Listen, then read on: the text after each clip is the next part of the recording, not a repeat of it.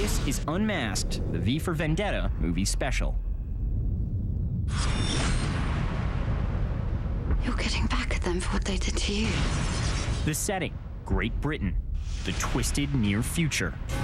The only verdict is vengeance. The hero, a masked vigilante, fighting to free his people. It is you. People should not be afraid of their governments. Governments should be afraid of their people. Welcome to the world of V for Vendetta, adapted from comic icon Alan Moore's graphic novel. V's been in the works for more than 10 years. And while it may look like a polished Hollywood blockbuster, V is also one of the first movies to camouflage the issue of present-day terrorism with a shoot-'em-up exterior. Kill him. It tells the story of a political prisoner turned knife-wielding, ass-kicking enemy of the state, with a penchant for Flash and a Jones for Guy Fawkes, a 17th century British rebel whose plot to blow up Parliament remains a British holiday to this day. Remember the 5th of November, the gunpowder, treason, and plot. V is produced by Larry and Andy Wachowski, the men behind the Matrix trilogy, who brought more than just their love of deep dialogue and stylish effects to the project.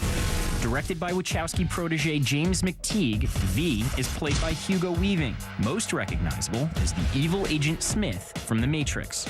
Surprised to see me? And of course, there's always a girl, Natalie Portman, in the role for which she shaved her head. I'm Evie. Of course you are. Portman stars as Evie Hammond, an employee of the state-run TV station who finds herself entangled with V when he saves her from a back-alley encounter with nefarious government agents.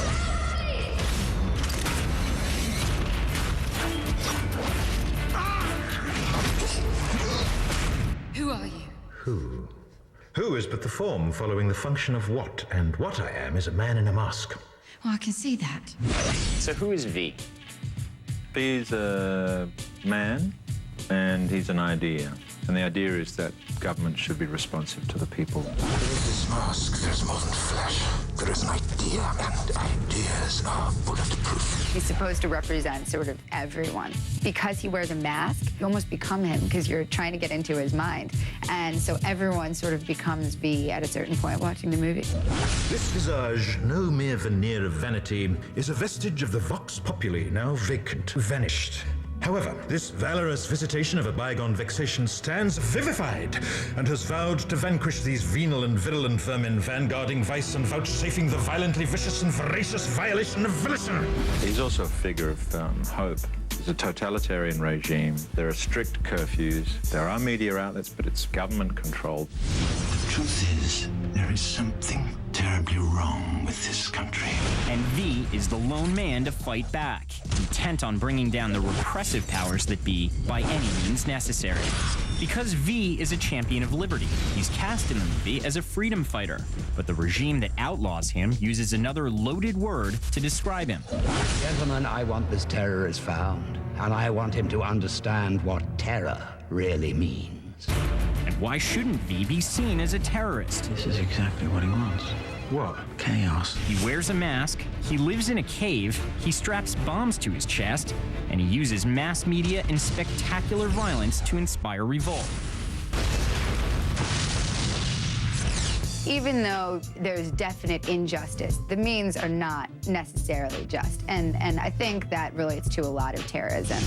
I think it's the old story is, one man's terrorist is another man's freedom fighter. They talk about the beginning of the movie about the Boston Tea Party where, the Americans threw the tea in the sea. That was an act of vandalism against the government. The very basis of this country is founded on the principle that citizens should have the right to militarily react to an overly oppressive government.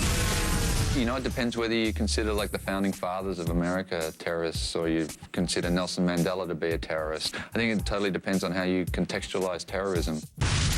But in the 21st century, whether you call someone a freedom fighter or a terrorist, it's pretty clear what terrorism is: the willingness to hurt or kill innocent people for political gain.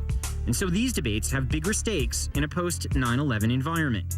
When he was talking about the Parliament as a building that was a symbol, and he was like, buildings are symbols of power, they're symbols of civilization, it almost made me feel sick because it was like something that maybe Osama bin Laden would have been thinking about. Not to, explain or justify any sort of, violence. But at the same time, it really makes you start thinking about it. And what is the difference between us having military and them just individually rising up if they don't have their own military? Or what is the difference between someone being willing to die for their country or someone committing suicide? So, like, you start thinking about all these differences and you realize that, like, a lot of the lines are really thin. And V is the first major motion picture released since the start of the War on Terror to challenge audiences on just where that line lies. You're getting back at them for what they did to you. What was done to me was monstrous. And they created a monster. The point is to get people talking about what do we define as a terrorist and what kind of violence, if ever, is justified. It is to Madame Justice that I dedicate this concerto.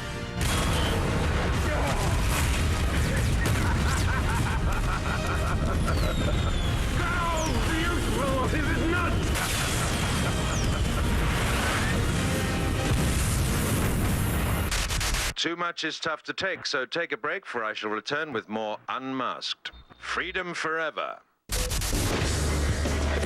The people who are being tortured are wearing black bags over their heads. Immediate reflection of Guantanamo Bay. What do you say to the person who's going to walk out of this movie and say, Natalie Portman, you're an apologist for Al-Qaeda? Well,